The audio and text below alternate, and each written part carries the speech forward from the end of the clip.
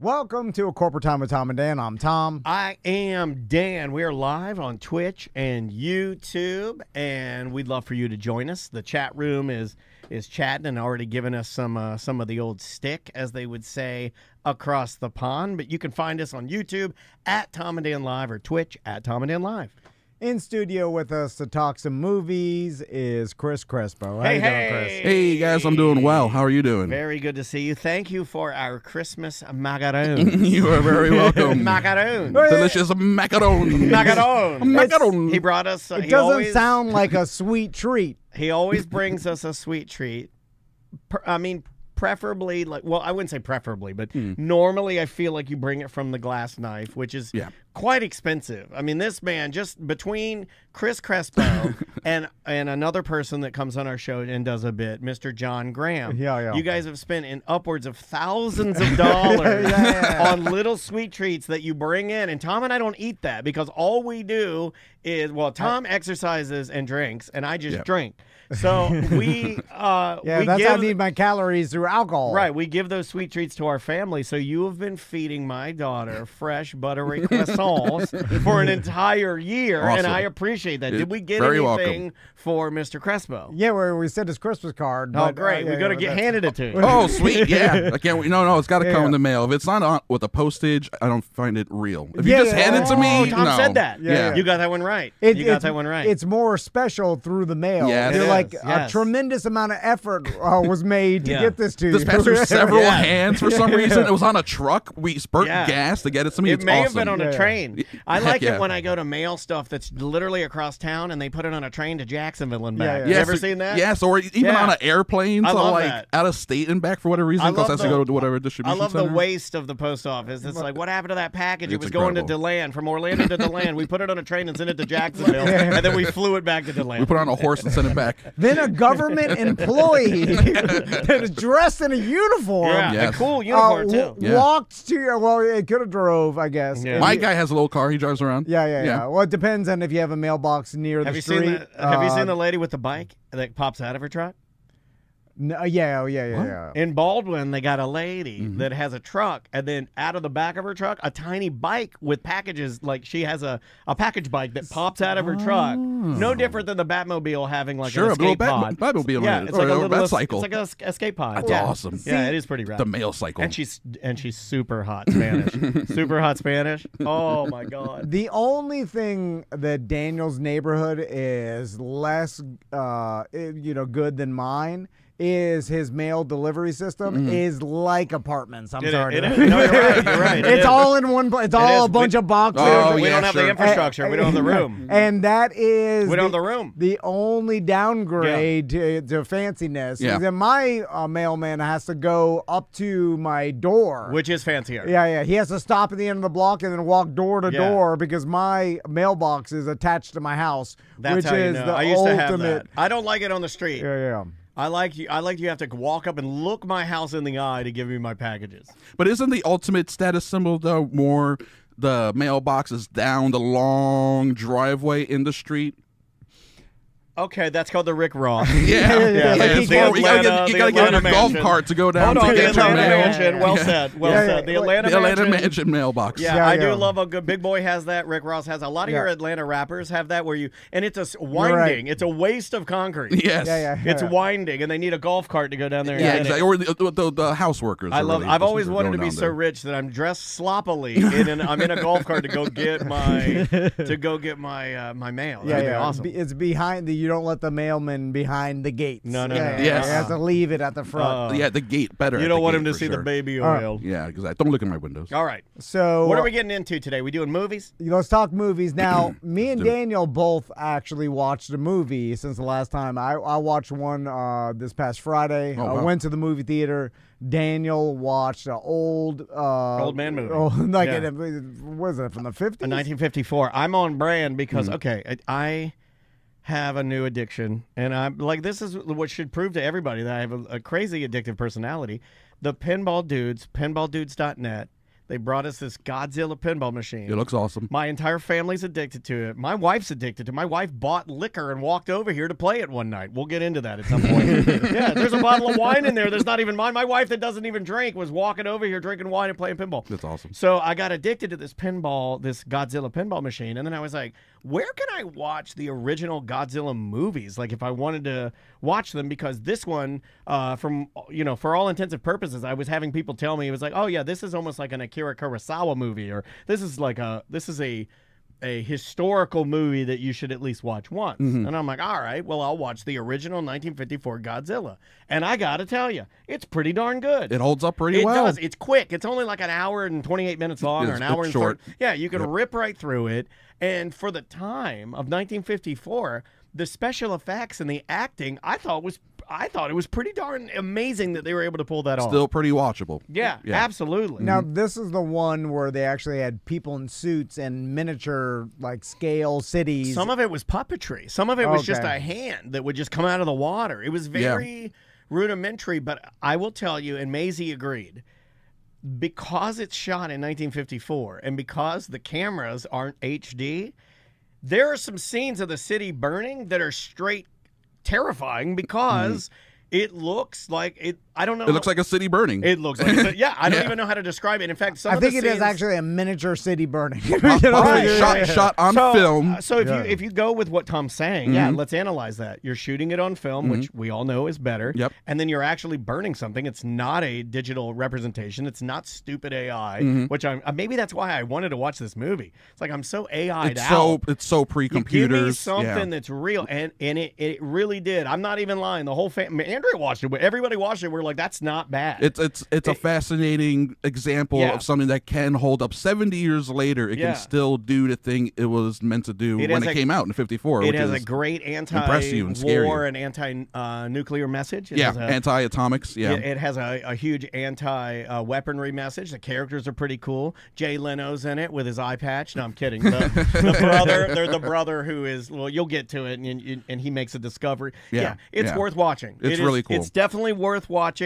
The only drawback I would say is that it is black and white, but that kind of adds to it though, because with it being black and white, I think you can sort of hide the effects more, and things just look a little more impressive. It looks almost more like newsreel footage than a movie. Oh, you nailed it. It's the scenes, and they're in the pinball machine. So if you ever play the Pinball Dudes Godzilla Pinball, the opening scene is a wave of fire that's kind of blowing across a city, and it looks like it's killing everything. That's just animation. What they did is they hand drew on the film. They hand drew it, and it was real fire plus hand drawn animation. So they were throwing everything. The Toho Studios, pretty cool. Yeah, similarly with pretty cool with King Kong, which came out 20 years before Godzilla, I think, 1933. The original King Kong, you watch that, and it's like, wow, a lot of this really holds up. It's a fast-paced movie, especially when they get to the end. It's a fast-paced movie. That's the part I was going to bring up. I loved how quick it was. Yeah, you mean an hour 28? I could get a whole Godzilla movie? Boom. Yeah, every scene is about the movie. There's no, like,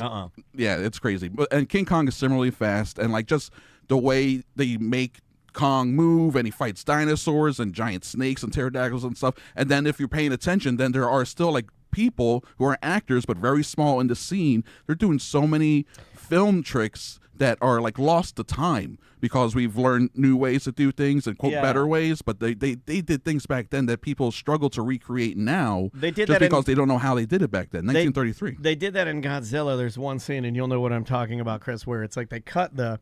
Imagine you're staring at the screen and then cut it from the right top corner in a diagonal.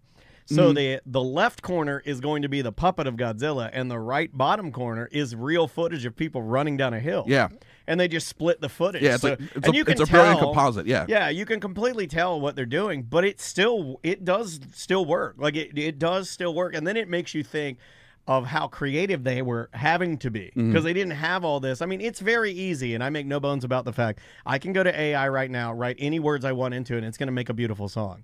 I don't really. That's nothing. And they just released the video component Sora, the one that I've been using it. They just released that to the public too. So I mean, it's so easy to write giant monster destroys a city, and you'll be able to start seeing that stuff. But then what's the fun in that? Where someone just whipped up in 10 seconds versus a team of like 100 people working for 8 months with their hands making this thing that looks pretty cool. Another thing that's, because I started digging into this Godzilla movie, and we'll move on to other movies too, but just real quick, I thought this was kind of interesting. It was one of those times where I believe that the Toho company, they were such an inspirational or like such a good movie company that they went to the Japanese government and said, yo, we've got this thing we want to do, and they were so well respected that the actual Japanese army and the Coast Guard gave them, like, they were able to use a lot of real stuff, like real boats and real that's a big get when you're trying to make a movie. Yeah, they were working cohesively. Yeah. Now, it's not necessarily themed as like a propaganda movie. They don't like to really say that because it's not really. Because really the message, I guess, at the end of the day was very anti-nuclear. Yes. Which is fine. Like that's not really war. That's more about like, hey, we have this energy. Let's control it and be smart, Yeah, don't bomb our cities anymore, please. Yeah, that was bad. It was really interesting how they did take a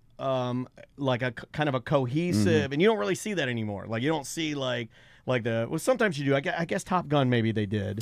Oh yeah, they for sure got military cooperation to get their message across. But I think that's kind of cool when you get the real. Like it made my point is, my long-winded point is that it did make the movie better because they were using real stuff. It's added production value. They don't have to fake it as much. Absolutely, for sure. And I will say real quick to end the Godzilla conversation, the last 2 Godzilla movies that came out are both well worth watching if you're into Godzilla. Shin Godzilla came out like 5 years ago.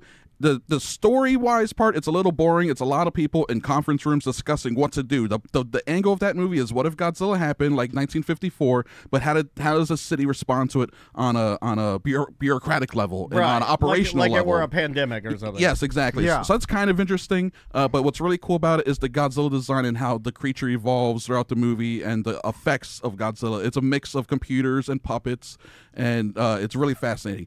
The one that just came out, Godzilla -1, that's now on Netflix. There's the regular version. There's also a black and white version if you're into that. Is so worth watching, even if you're not that into Godzilla.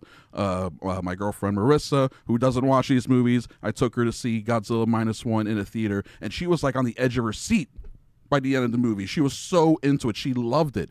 And I highly recommend that film. Absolutely. I mean, chat room is jumping up and down, exactly so saying what you're saying about Godzilla, Shin, and -1. Yeah. They're saying those 2 movies. They're like, put them in the queue, and you have to watch. Shin Godzilla is great if you want to check out a Godzilla movie. Godzilla -1 is just a great movie. All right, it's really good. Perfect. Good way to start. I watched Moana 2. Hey, I've heard good things about it. The only thing that I've heard weird about this, and I wanted to, and I'm interested to see your take. Yeah. What did you think of it musically? Not as good.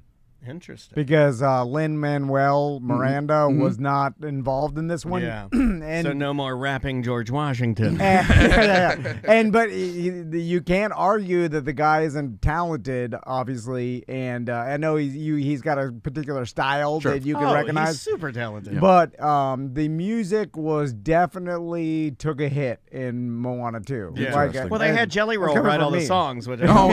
I thought that was a really weird. That was a weird choice. I didn't know that. All Jelly Roll. So Moana's very sad the whole time, and she's trying to borrow money, and she's also addicted to fentanyl and seeking redemption. Yeah. She's very large. Very now. sad. She ballooned between the 2 movies. Now my sons, they said they liked it just as good as Moana 1, but they don't know. I know what's better. Moana 1's better. It's true. He's the best. That's awesome. You're the best. He knows the truth. You're like, look, you idiots, you don't know nothing. Moana 1's You'll see it when you get older. You'll learn. But it's fine, and it's it's fine. But Moana 1 is better. But everybody knew that. And no one expects. I don't think anyone. To be better. I don't even think anyone out there is really. I mean, outside of maybe kids, people aren't really expecting it to be better. The whole Lin-Manuel Miranda not being a part of it was like expected. Also, everyone knew. Weirdly, we all knew that it was a streaming. It was made for Disney Plus. Whether it was supposed to be a series or a direct to Disney Plus movie, I'm not sure, but it was meant for a streaming service as opposed to a movie.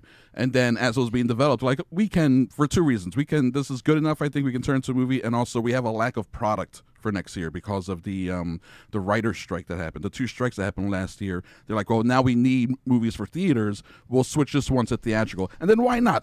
We'll make an extra $500 million, $750 million. Who knows how much money this movie is going to make when it's all said and done, on top of then it being a property that they can exploit on streaming, et cetera, et cetera. So theatrical only made sense in the beginning anyway.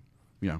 And did you notice anything? Like so you went to the theater. Yeah. The boys liked it. What did Crystal think? I mean, she's pretty harsh critic when it comes to movies. The same as me. It was fine. It's definitely not as good as the first one, but I mean, it is what it is. You know what I'm saying? Like, do we get any of the characters without spoiling anything? Do we get any of the characters that we like? We don't get any because seeing Jermaine from Flight of the Conchords singing "Shiny," I feel like blew a lot of people out of the water. Like it was one of those things where actually you saved that for me. You like because you always watch movies ahead of me, and you're like, oh, you know who that is. You were telling me years ago. You're like, there's a character in here that you're gonna love it. Yeah, and you were right. Is there anything like that? I guess no. That's what because you called that one for me because you know my humor, and you're like, oh.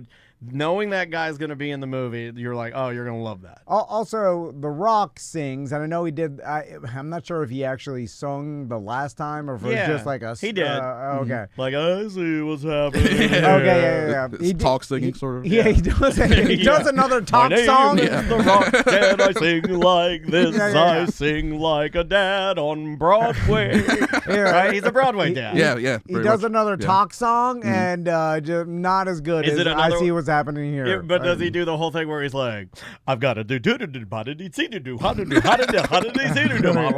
or maybe that's a Lin-Manuel. That's probably Lin-Manuel. That's the Lin-Manuel. Yeah, the that's rapping. Lin-Manuel touch the rapping. Yeah. So he although needs just the rapping. copy that. There's lots of talented people. You don't lock down the rapping. Lin. You're not the king rapper of Broadway Island. The Broadway rapper. Just get someone to mimic what Lin-Manuel does. I just did it. Doesn't seem that hard when you do it like that. You're welcome.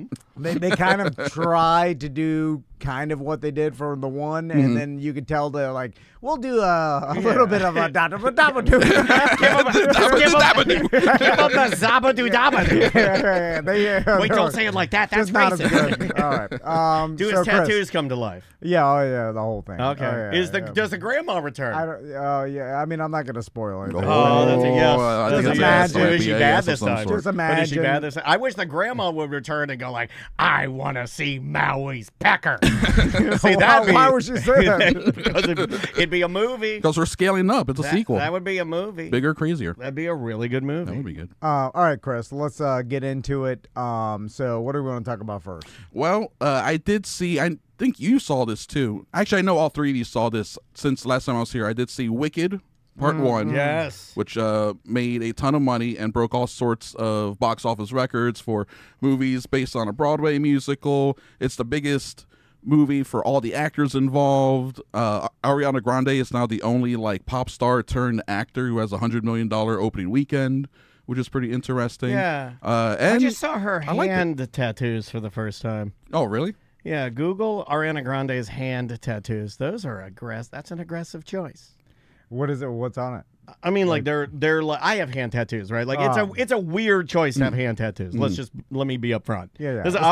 Also I have hand tattoos, so I feel like I can talk about Sure, them. yeah. Hers are 10 times more bikery than mine could ever. Like she has straight up simple bikery. I mean, all over her hands. Like Flaming 8 by Dr. Seuss or Flaming 8 Ball. She's got Glinda. She's got Glinda the Good Wit. They're aggressive and dark. You would think that, wow. And she's so skinny. It's just a weird. She's teeny tiny. Yeah. She's a little goodness. fairy baby. Yeah. As an actress, you wouldn't want to go through the pain in the ass of make-upping your hands at every future movie you're ever going to do. I think she is her own person. I don't think she cares. And now they just for yourself. Yeah, no, I'm with you. I wouldn't have done it, especially if I looked like her and wanted to do Broadway. I wouldn't have these tattoos. Well, Broadway, if I were a Broadway Danny, I wouldn't have any tattoos. Yeah, Broadway would mean one. makeup. But for movies now, they can just CG that stuff out. People's tattoos can easily be CG'd out now.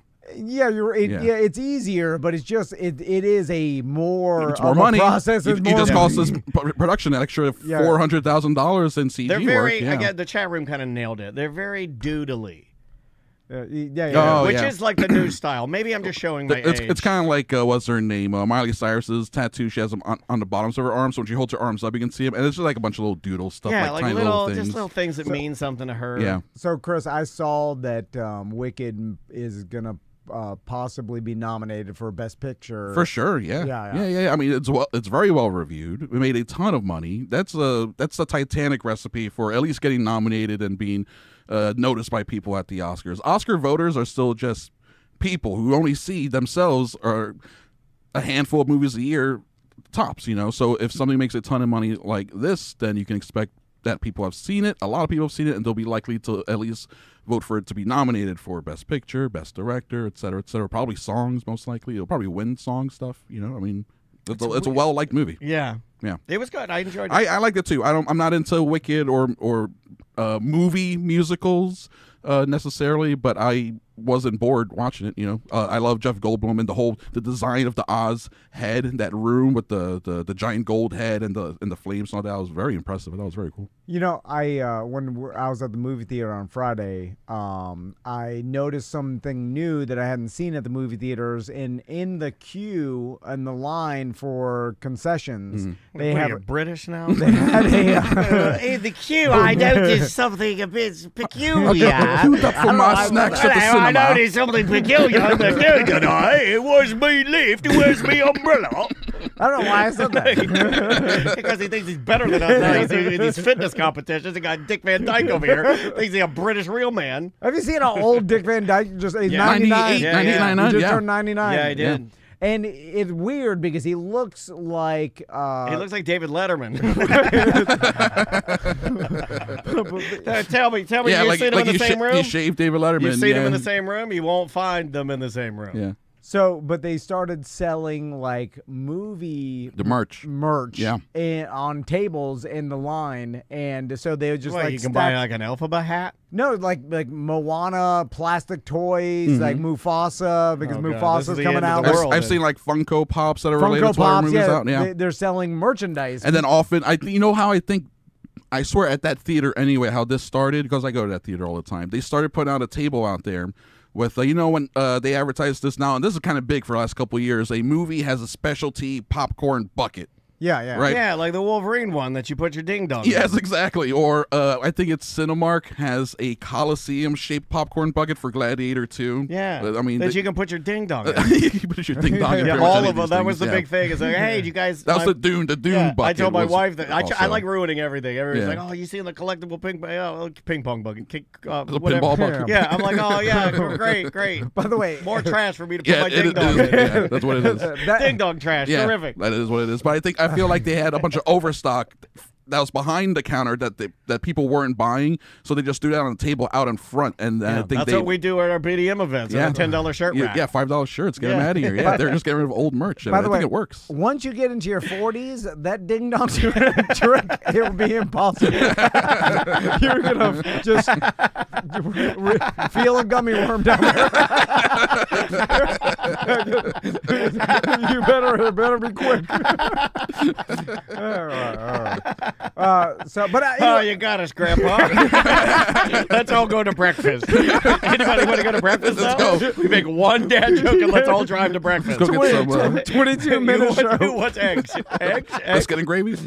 So, but I'm surprised they weren't selling movie merchandise before. Yeah. Because when I saw this, I was like, it's all plastic garbage made in China. Yeah. And they make an unlimited amount of this. And I'm like, my sons were like, they were looking around at it. And I'm like, so many kids are going to get like, I want this Moana boat, whatever. And then you'll just say yes to it and sell it. And you're already in line showing that you're willing to pay like $8 for a bucket of popcorn. Why not throw some classic merch in there as well? I'm just surprised they waited this long to do it. It may be some sort of licensing rights or something. Maybe, they just changed. It's weird. Or Blu-ray. I may have bought it on Blu-ray. Wow, nice. And I loved it. It looks beautiful. And I would rewatch. Yeah, it looks amazing. Is there, what about the show? Everybody said, get on the show. It's great. I couldn't get into the show. I watched the first season of it. Not good?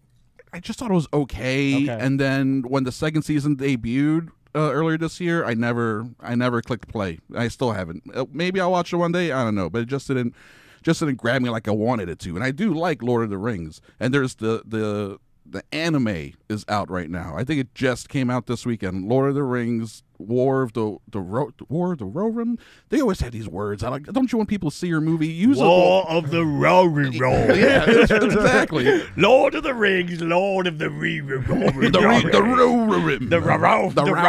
The round rim of Round. If you say it British, it sounds better. The Rohirrim. It's it looks good. It looks like a cool anime version of Lord of the Rings. It is a surprisingly durable property, IP, whatever you want to call it. Like, it's easy to make more stories out of this world and all these characters and all this stuff. Is it a completely different story, or is it a sequel or prequel to the first? I think it's like separate from the Lord of the Rings trilogy as we know it. Maybe a prequel of some sort. Who knows? Hundreds of years, thousands of years. There's probably a ring involved. There's an army. There's a castle. You get the gist. Yeah. Lord of the Rings, Hold on, I'm writing this down. He started with ring. Put us onto AI. We'll write our own Lord of the Rings right now. Yeah. Some sort of monsters that are brewed in the Middle Earth. Yeah, I love those. They come up out of the ground. I don't think they get enough love. The ones that are like the ugly, shiny black monsters. The big, ugly ones. The orcs. Those are awesome. Yeah, they're cool. They're intense looking. Yeah. And then practical effect back in 2000 when they made those original Lord of the Rings movies. Even though there's a lot of CG relative to the time, a lot of costumes, a lot of makeup, like really cool looking. Not a lot of nudity effects. In the Lord of the Rings. No, strong lack of nudity. I like how the orcs they're built like they're 6'6", 380, full. Yeah. Like a bodybuilder, like Kyle Pitts. Like seriously, they're gigantic. They're all huge. Yeah. With forged in the fires of hell. The fires of hell. The fires of hell. I mean, they look tough as hell, and then one skinny white dude with a beard can kill 50 of them. Well, all he has to do is like hit a sword, with a staff. Yeah, he puts a staff down, and then a little bit of lightning, and these guys are running for the hills. Typical Kyle Pitts. So lazy. Back to the awards, and I was looking at Best Pictures, and I saw Wicked there, but I also saw a couple movies that I don't remember if we ever talked about. Okay. One was named The Brutalist. Ah, yes. So what is that? I just saw the trailer for that this past weekend. I've been hearing about this movie since the summer. The Brutalist. It's like the follow-up to Elf, right? Yes, it's Elf, the Brutalist. The title is in reference to the architecture style, brutalism architecture, which is just means exposed concrete or whatever. It's like Russian, Soviet-style architecture. And the library downtown, the Orlando, the big library, the big concrete building. Orange County Library. That's brutalist architecture. A building looks like that. So it's an epic movie that it clocks in at 215 minutes. So that's 3 hours and 45 minutes. So this is not like Godzilla. This is not a quick get in, get out. Snappy watch. 3 hours and 45 minutes? Yes. My God. So dare I say that's brutal. It is a brutal movie. You got to be careful with a title like that because if the critics don't like it, they'll use that title against them. Well, it's up for best picture. No, people like the critics like it so far. So what it is? It's a Adrian Brody, Guy Pearce. They started, and it's a movie that starts with Adrian Brody as a Holocaust camp survivor. He emigrates to America and he becomes an architect, and he becomes like a leading, like groundbreaking architect. And then he meets Guy Pearce plays another character, and then from there, what happens? I don't know.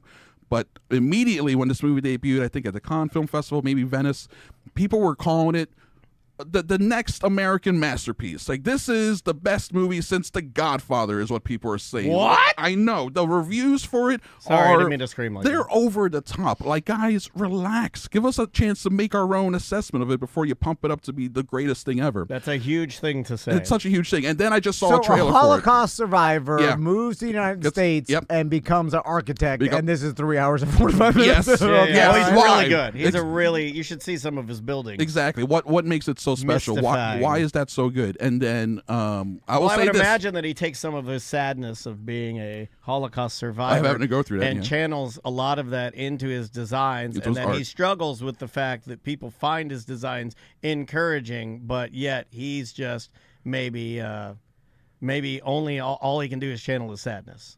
This can't be he's that conflicted. good. He's conflicted. Let's see, why do we need 3.5 hours? Right? You just nailed it. You just nailed it in 30 seconds. I think he's conflicted that people love this sort of stuff, but all he's doing is maybe echoing some of the tragedies of his own pain and suffering. Yeah. I will say that I did see. Well, first off, okay, so to adjust the length. What do you want me to? You were looking for ChatGPT to tell you something. I just wanted. I wanted to read one review that someone wrote on Brutalist. What are they saying? On Rotten Tomatoes, you can find little blurbs.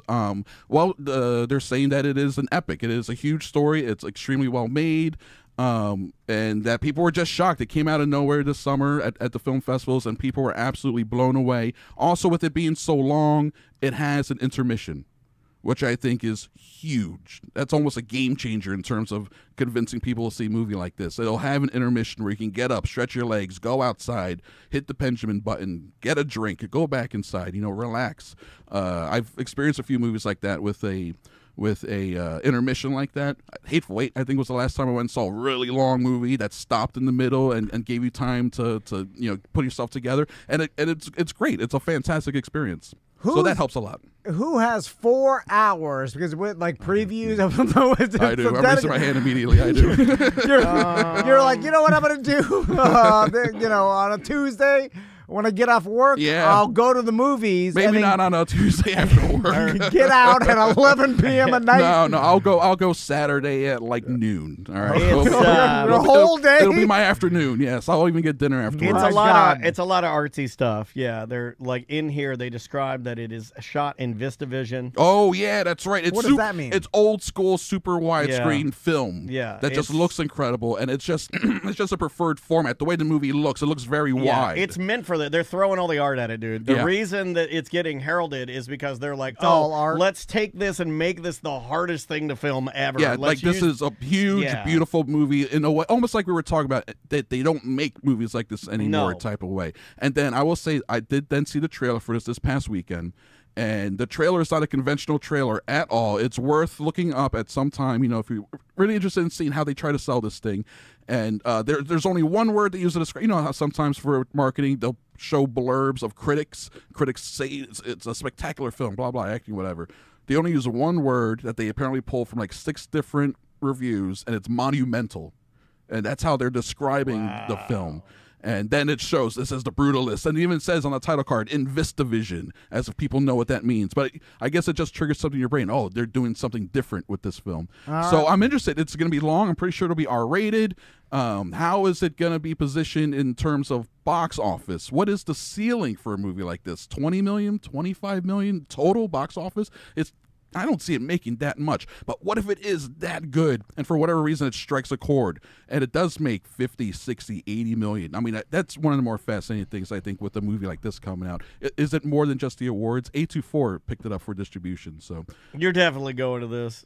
No. Yeah, your wife will make you go. No. She likes to see weirdo bird movies and Big Fatso. I still haven't seen that. It's on Max. I still haven't seen Fatso Fly. Oh, I love Big Fatso Fly. Is that what you call the whale now? It's Brendan Fraser. It's Big Fatso Fly. Yes. I would go to see it if you'd have told me that the whale was called, much like Free Willy, if you'd said, and you'll love Big Fatso Flies, I'd be there. Oh, I would have gone to see that. That sounds more Speaking of A24, is it A24? Honora? That's another one I saw. Yeah, I didn't get out to the theater to see this. I wish I did. Honora is a movie by Sean Baker, who is the guy who did the Florida Project. You guys might remember that one from a few years ago. That uplifting Super movie. Uplifting, awesome movie. Yeah, makes Kissimmee look great. It's Kissimmee. I mean, what do you expect?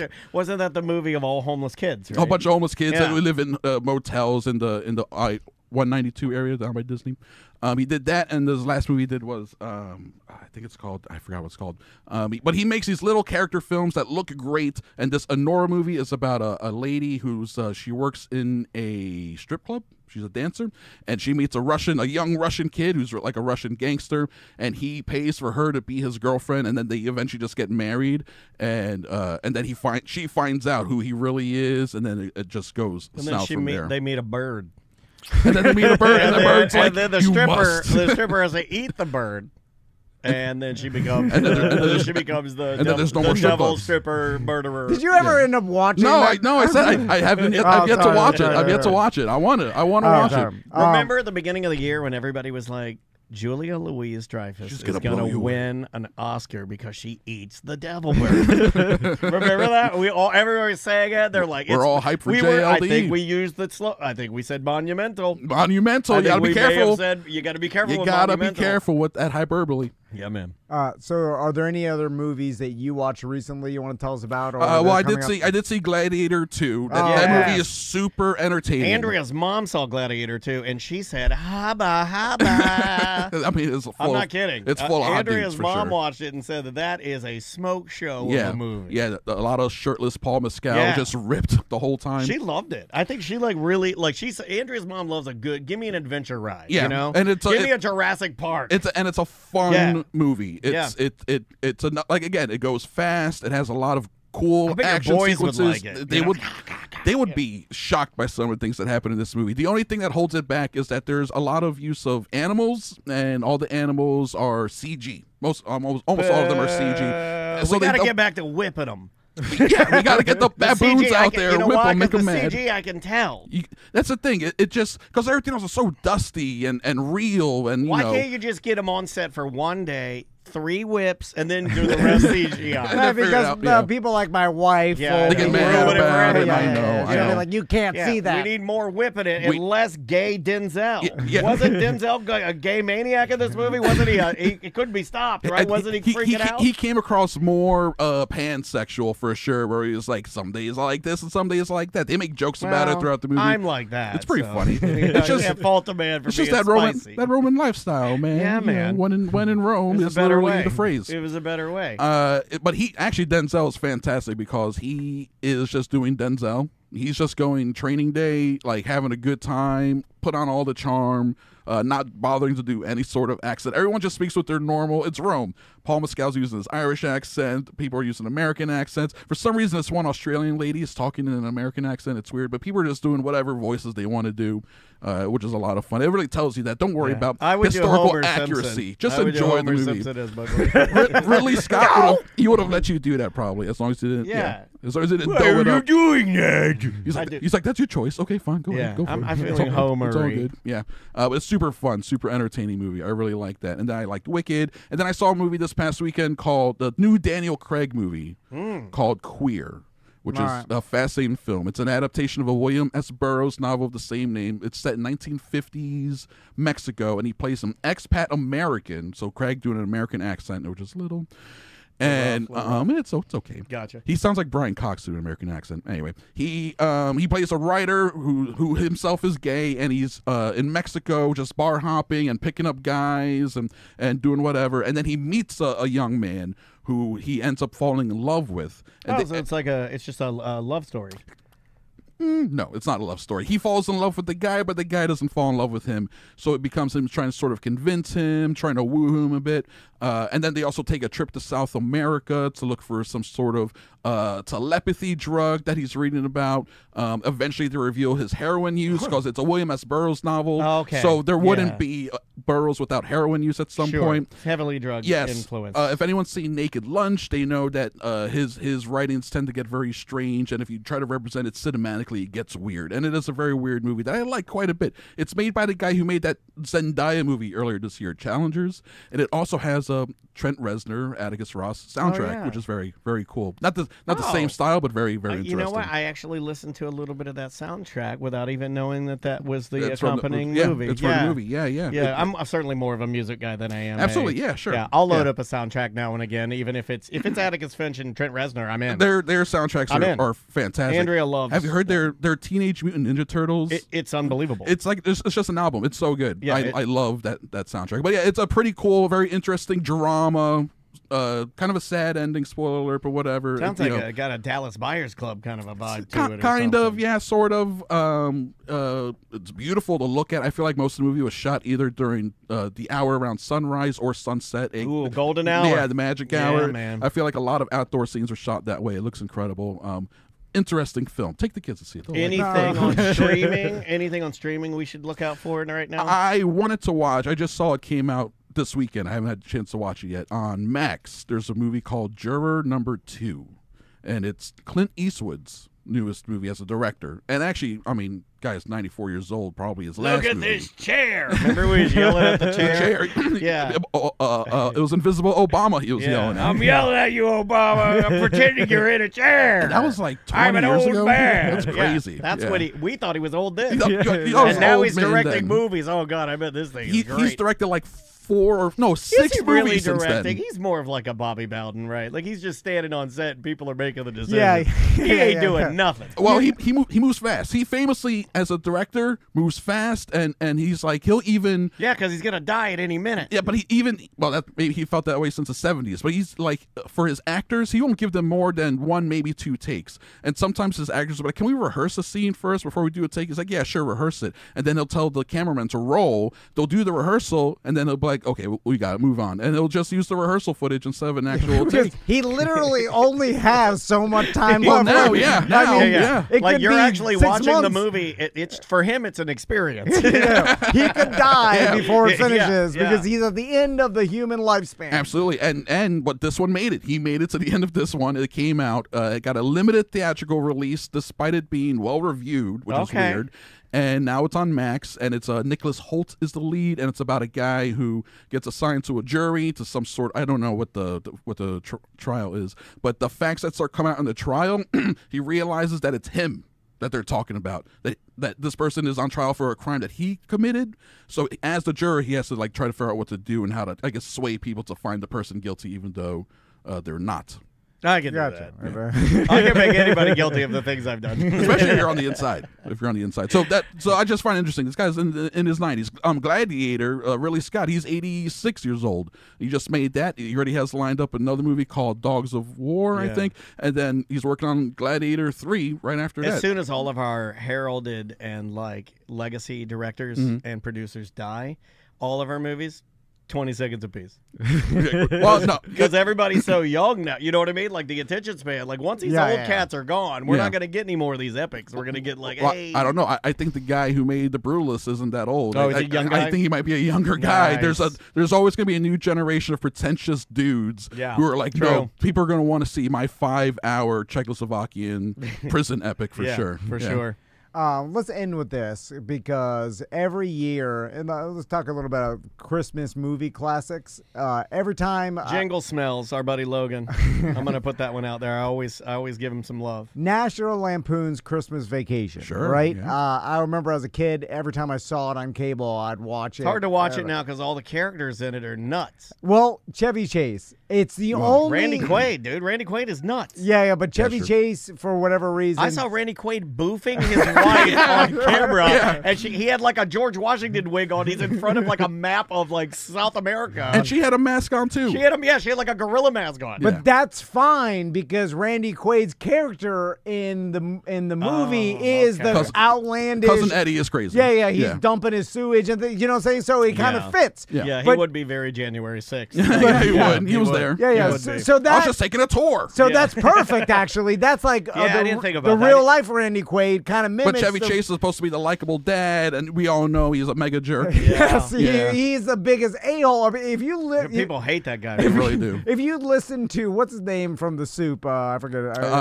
Community. Joe McHale. Joe McHale. Nice. If you hear his stories about Chevy Chase, and then other people, they're like, from the Community set, it's terrible. Yeah, crazy stories. Glover. Donald Glover. Donald Glover, even like who's supposedly a super nice guy. Is just I heard him talk about how crazy Chevy Chase was and how much of a D-head he is, and now he's ruined National Lampoon's Christmas Vacation because he's supposed to be like a goofy, lovable dad, and this guy's just a D-head, and now it comes through, and I see him. It does change it for me. It'd be like it's why we have to protect Macaulay Culkin at all costs. Yes, seriously, because you can't ruin Home Alone. Whenever he does something.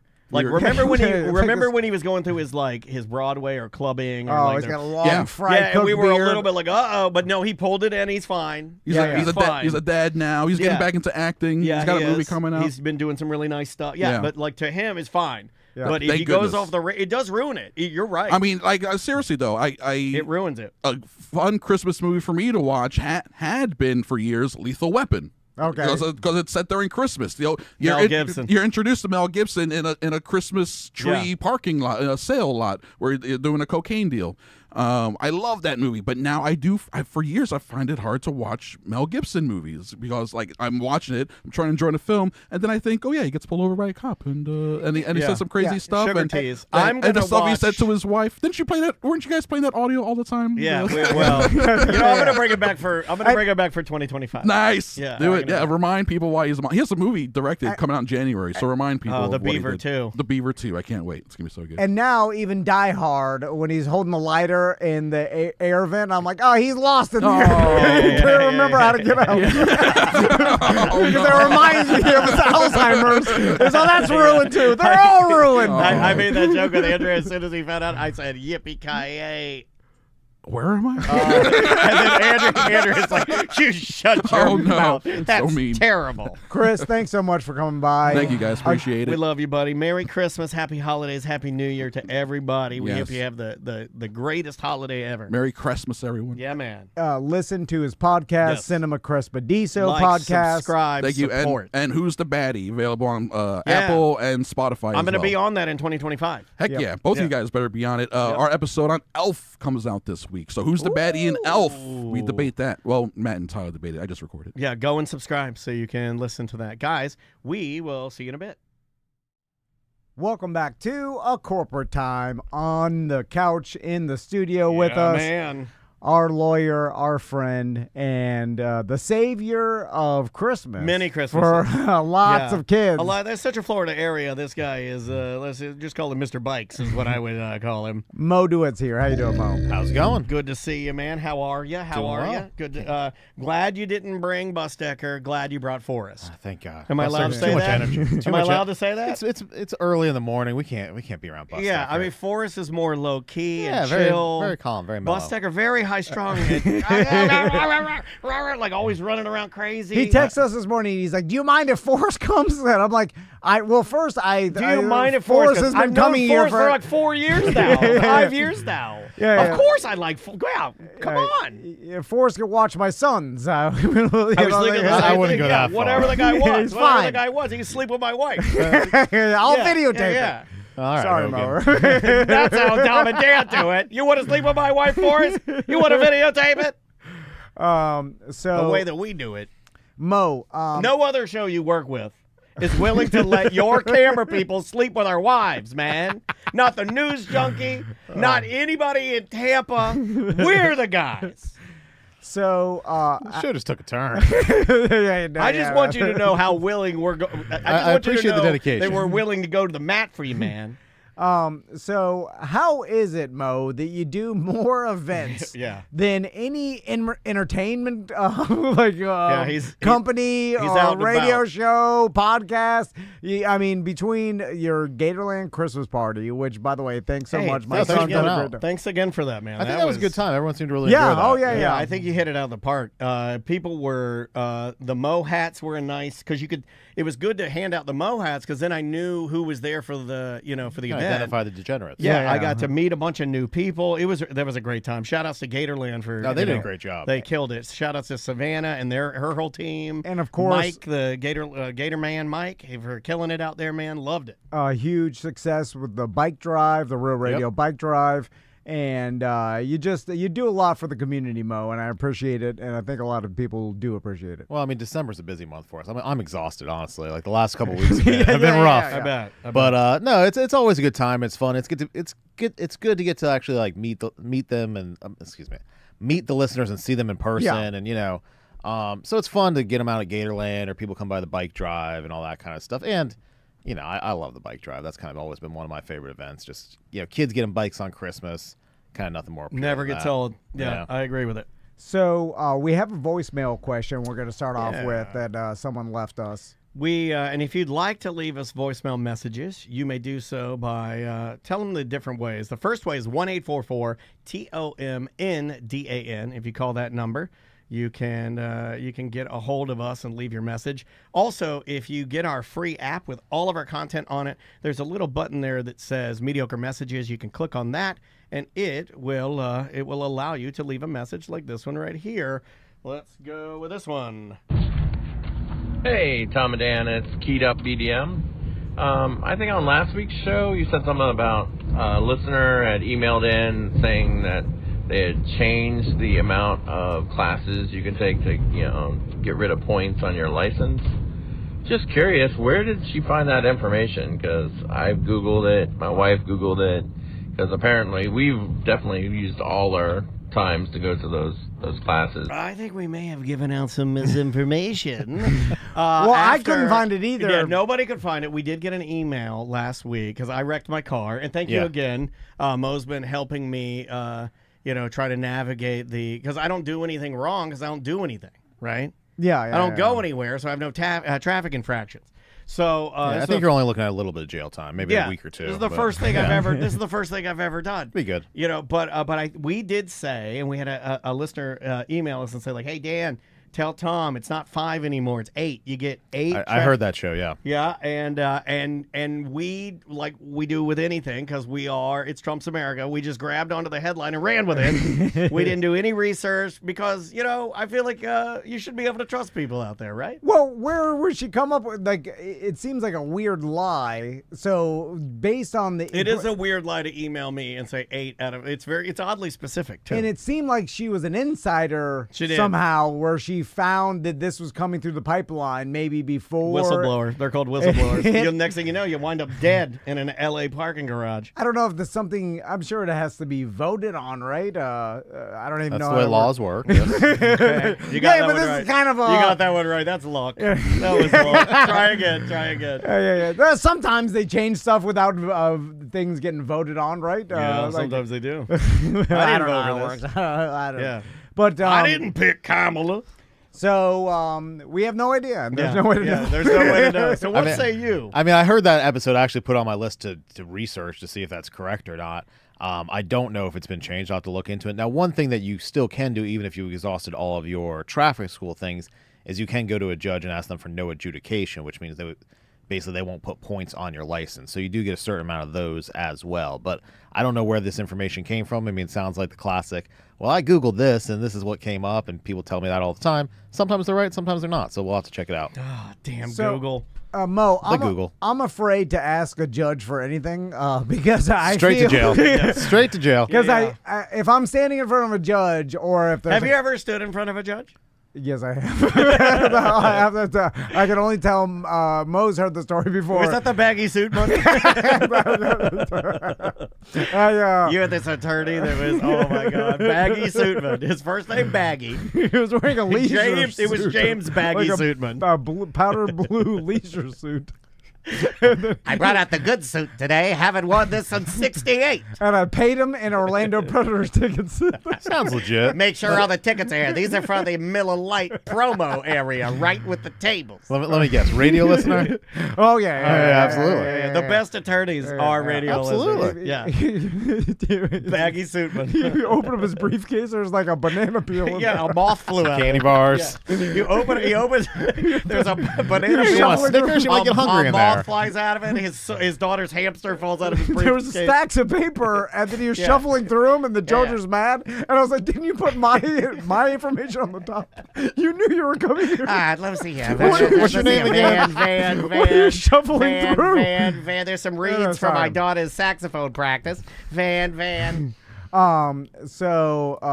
Anyway, back to the this changing of the law, whatever. Yeah. We talked about it during that same show. We talked about how like they lowered or they upped the amount of hours like a 16 and 17-year-old could work. And I heard you talking about that as well. Yeah. And that's like that was reported on the news. And there's like 200 different laws that were changed or modified in some way in Florida. And it's funny that it was just like some article that came out like yeah, they kind of do one every year. There's usually like 200 laws, and they're always changed. They usually go into effect either January 1st, sometimes it's July 1st, but most of them are January 1st. And Mo, do cops have to actually do a refresher course when it like every year? No, they just make up what the law is. Okay, I know. Because I'm like, I don't think they're sitting every cop down and making him review all the new I mean, laws. most of them listen to this show, and they get their legal advice from Tom Van. And I still like it that I guess you're allowed to video cops.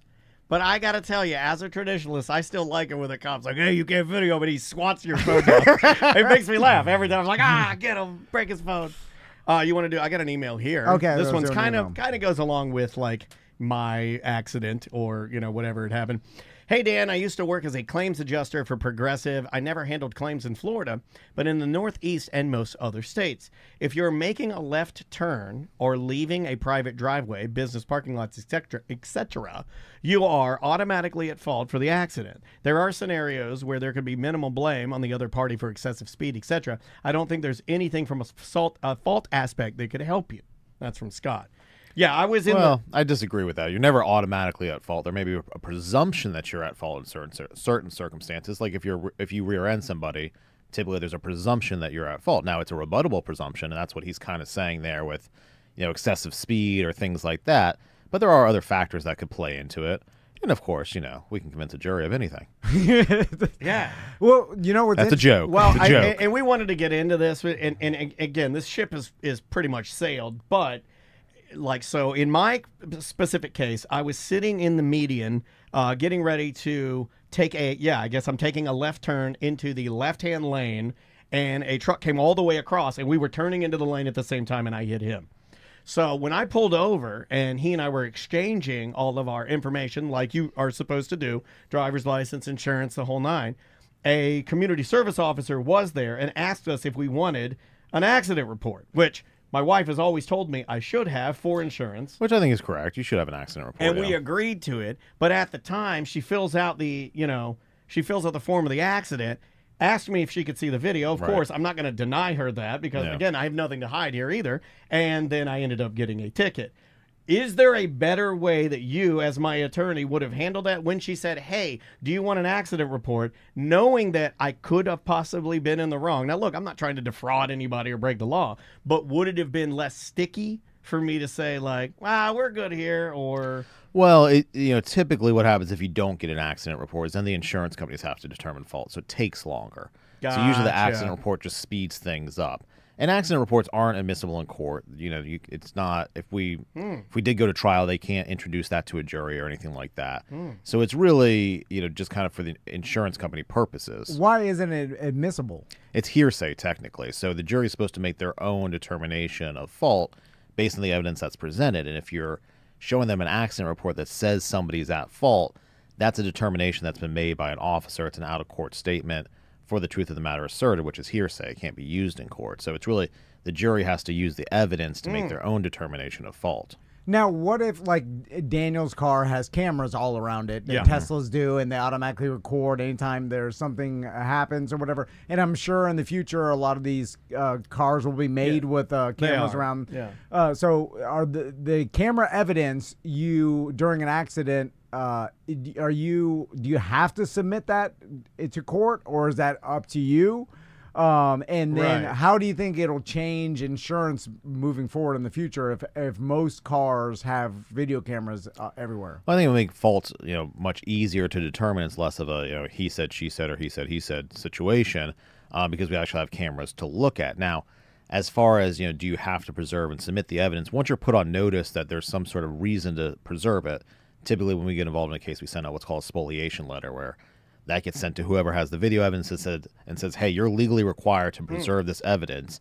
And then if we subpoena it as part of a court proceeding, then, you have to provide it. Up until that point, though, you're not legally obligated to provide it. When the community service officer asked Daniel, hey, can I see this? He could have said no, or I don't know how to access it, or but I think prefer about not how that to. looks, right? I mean, I know you don't like uncomfortable. Like, how uncomfortable is it? You're standing on the other side of the road, and the computer. You should have just left your vehicle there and just sprinted down the road. Yeah, there are plays. You know how crazy I am. I kind of wanted to do that. If I had that puppet in the car, I probably would have talked to her with my Mr. Smart's puppet.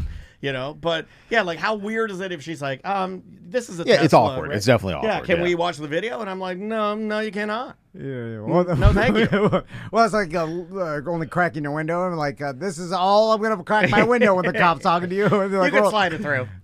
So I'm gonna ask you a really dumb question now, Mo. Yes.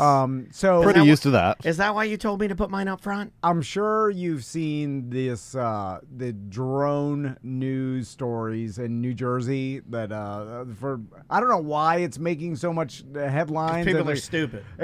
all of my say it was perfect. I know a lot of pilots for some reason, I guess. I mean, living in Florida, I guess, too, and you're one of those guys.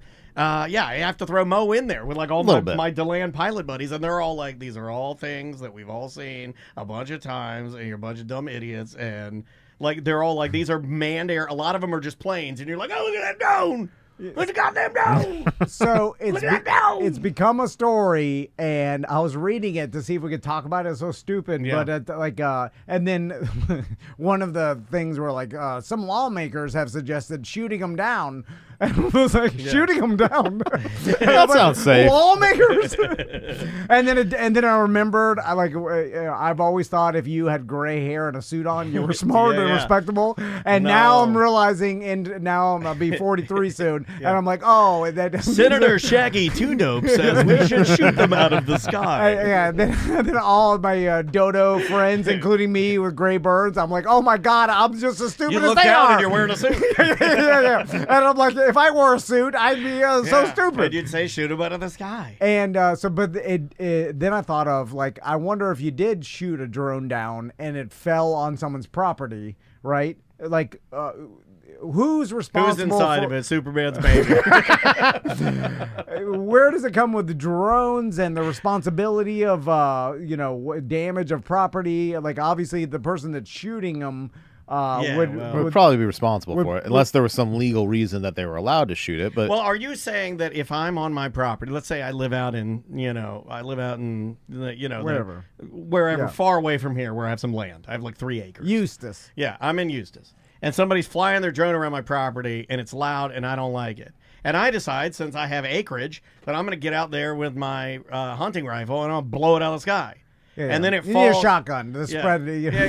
Yeah, regardless. And I blow it out of the sky, and then it falls to the ground, and like. What if you just hit one of the propellers, and then it goes out of control, and it burns down a church, or it lands and hits your neighbor's car or something like. And hits your neighbor's church. Yeah. Then it's the person that shot it's the responsible, or the drone operator for flying it over the property. I mean, typically it'd be the person who shot it down.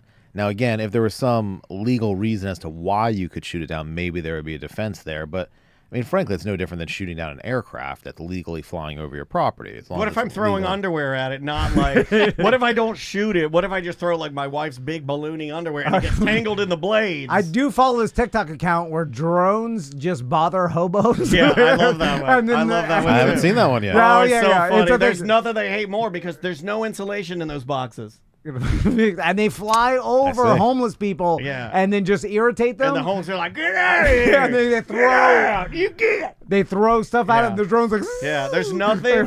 You know how you know you won? When you can make a hobo throw the food he loves more than anything. If you can make it, or throw his liquor. If he throws his liquor at the drone, you win. So, Mo, I had a situation where I'll just say a family member. Yeah. Was it a hobo? It's close to a hobo. Told me a story the other day about they were walking from behind their truck to go out to their street and almost got hit by an Amazon truck delivering stuff in their neighborhood.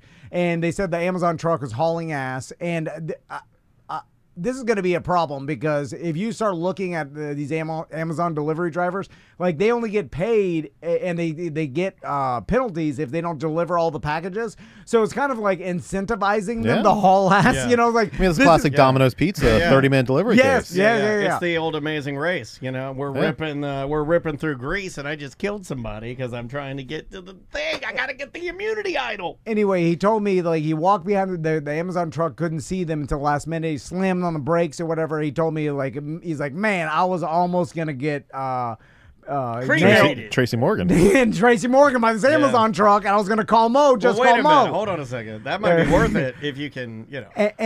And then probably not. I was like, I don't think that Amazon employs these delivery drivers. I was just guessing. It's like the highest quality training. Is that what you're asking? I'm like, I'm pretty sure that Amazon was smart enough to be like, we are third partying this MFer because this is the most dangerous part of our business. So it's Uber. Yeah. and then it turns out they do that and hire third-party companies. Like I looked it up, and there's like Go-Go Logistics is one of them. And so it's a good name. They're driving Amazon trucks, but they're like branded Amazon. But I mean, they still have huge insurance policies, and you can still kind of pierce the corporate veil and go after the company, and there's still assets there. So it's not like they can get away with not paying. No, but it's not the $1 trillion Amazon business that is behind this. So how does that work? We're a third party company that is an Amazon van. Yeah, I mean, they're trying to provide some insulation there. I don't know how well it would really work if somebody really challenged it. Now, it would take a huge case to have to be able to even go after Amazon independently, where Go-Go or whoever the company is doesn't have enough assets to support it, which is really going to be some gigantic case because they're still a large company, in and to themselves, basically. So do you think that this is going to be a few, and then I started researching it, and there's different states want to basically claim that Amazon needs to treat these delivery drivers like employees. Yeah. Because they're kind of like, it's like and Uber did the same thing. Yes. Yeah. I mean, Uber tried to insulate themselves, and there was a period of time, and still somewhat going on, where if we sued Uber, they would settle the case because they didn't want that aspect litigated, and they would pay more money on those cases because essentially they didn't want a court to determine whether those people are employees or independent contractors. They were trying to avoid that ruling by kind of paying out these cases. And there was a case that was a BDM listener that this happened to, and they kind of got overpaid to sort of go away because they didn't want that issue raised, basically. They don't want the case law. They don't want the case law. Now, I think at this point it's kind of been settled, but or at least in most states, maybe not all, but they were trying to avoid that case law that would potentially go against them and cost them a lot of money. And a last question. Chat room says, father-in-law hit by Amazon truck, $15K in damage to his F-150, only got his truck fixed, had no injuries. Well, that's no fun. Yeah, that's not good. I thought it was going to be a good one. So that was a bad one. No, it's good they weren't injured. Right, that's true. That's what my wife always says. Yeah. No, it really is. I mean, anybody who's been through things, a car they're just accident, things. They can all be replaced. It's just things. It's just things. So, and we've asked you this question before when it comes to Halloween decorations, but I know, on my way to work down Lakemont, there's this house. You seen the Mega Snowman? Oh yeah, I passed on the way here. You seen the Mega That thing is 75 feet tall. I'm talking about the Star Wars house. Star Wars house. Yes, exactly. the Star Wars house. The Death Star out front. Yes, so that Star Wars house, they did a new thing this year. They always used to do above and beyond huge Christmas tree, Christmas lights, a whole front Star lawn. Wars is nerdy though. So nerdy. But this year they created a path through their front yard so that basically you could walk through the lights and lights on both sides. Attractive nuisance. Okay, so I started looking at that and I was like, man, they created a path for the local neighborhood, and I saw cars parked in the cul-de-sac. People were driving there to because that's the thing. You drive your kids you're around. letting your ego get at you, and you're gonna end up. How much risk are they taking by doing that, Mo, where it takes one old granny that came out with her family to trip and fall in your front yard? She trips over a tauntaun leg. She falls over. She breaks her hip. Yeah, breaks her hip, and then, they're suing your homeowners insurance. You lose all of your decorations. I guess you sue your homeowners, right? Is that, and then... Yeah, we go after your homeowner's insurance. I mean, the question is whether there's a known hazard on the property at that point that they didn't take proper precautions on the pathway or whatever it may be, to make sure that people can walk through it safely. Obviously, you're inviting people onto your property at that point to see these lights, to see the decorations, and so if you're going to do that, you can't have known hazards on the property where they can trip over an extension cord. All that stuff has to be secured if you're going to do that, and if you don't do it, then you can get potentially sued, and they go after your homeowner's insurance. Can you put the path there to show? Okay, so you make the path as if to welcome everyone. Look, we made a path for everyone to enjoy it, but it's really just for you. And then you put signs at the entrance and exit of the path saying "Do not enter." That way, you can still get the enjoyment of the path without the legality of the people using it. Well, this brings up a good point. So if you don't have any known hazards and it's just a regular path and a granny or someone does fall just because they tripped over their own feet, they could technically still sue you and still sue your homeowner's insurance, but may not win. And even that lawsuit, though, does that make their homeowner's insurance like you are, even by doing all this, creating a bigger risk than my other customers, and therefore I'm either going to drop you or raise your rates? I mean, it's a claim on the policy, so they can certainly look at that. I mean, obviously you can't sue God for gravity. If you trip over your own feet and fall, that's not really a lawsuit, but this is America, and we can sue anyone for any reason. So, balance those two out. But yeah, anytime you have a claim on the policy, that could raise your rates, potentially get you dropped. We all know how much of a mess homeowners insurance is already in the state, so it's not going to help anything if you get sued for it, certainly. Even though you may win the claim, they still have to pay money out to defend it. But it doesn't seem like this is deterring a lot of people. Like, they still have these those giant loops displays. are bigger than ever now. You've seen the new trend of where you take a piece of white PVC, Instagram loop, and you stretch it over, and then you get like 10 of them in front of your house, and then people walk through your light loop. There's hundreds of them in Baldwin. Yeah. So, the idea of not weaponizing, but taking a little patch of concrete, making it yours, making a path, and having people walk through it. There's 100 of them out there. Yeah, no, I know. Yeah. More than ever. Walking death traps. Yeah. But, but then again, it's like people, unless it's egregious, I feel like for the most part, society is not going to just sue you for nothing. But I guess, man, that's what you hope. That's what you hope. Yeah, you hope most people are good people. And I think, typically, especially if there's a lawyer involved in the case, they want there to be significant injuries, and, liability may not always be clear, but they want a theory of liability that makes sense. If somebody just trips over their own feet or, is just being clumsy, usually that's not a case. Yeah. There you go. Yeah. Well, Mo, thanks so much for coming in today. Happy holidays, man. Happy and holidays for to you guys. Everything you've done for us throughout the entire year, for us and all of our listeners, and helping out a bunch of, our ne'er-do-well listeners when they make mistakes and they have questions for you. And Daniel thought of this idea. Did I? How would you like to be the ambassador for the Conch Republic? Yeah. It's not even a real thing. It's not even a real place. But in the Keys, I feel like you'd be the perfect ambassador. Like we have a Key West office now. So. I know. That's what I'm saying. And you always fly down there. Yeah. I think that would be killer. Yeah. I like this. We'll just announce it. Mo Dewitt, the new ambassador of the Conch Republic. Yeah, exactly. I'm going to get you a hamburger or a cheeseburger hat. Issue the press release. Yeah, let's do it. All right, we will take a quick break. We'll be right back with more Corporate Time.